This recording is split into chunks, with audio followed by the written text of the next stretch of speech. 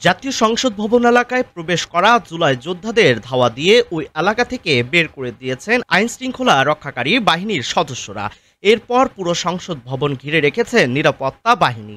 শুক্রবার 17 অক্টোবর দুপুর 1:26 দিকে জুলাই যোদ্ধা দাবি করা একটি পক্ষ ও পুলিশের মধ্যে সংঘর্ষ ছড়িয়ে পড়ে। দুপুর 2টা পর্যন্ত চলতে থাকে তাদের ধাওয়া পাল্টা ধাওয়া।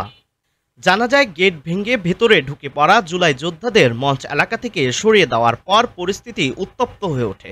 এক পর্যায়ে তারা সংসদ ভবন এলাকার বিভিন্ন স্থানে অগ্নিসংযোগ ও ভাঙচুর চালান।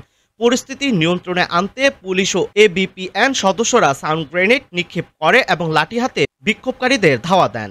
এর আগে শুক্রবার সকালে জুলাই শহীদ পরিবার ও আহত যোদ্ধা ব্যানারে অনেকেই সংসদ ভবনের 12 নম্বর গেটের সামনে অবস্থান নিয়ে স্লোগান দিতে থাকেন। এক পর্যায়ে তারা গেট টপকে ভেতরে প্রবেশ করে মঞ্চের সামনে অতিথিদের চেয়ারে বসে স্লোগান দিতে থাকেন।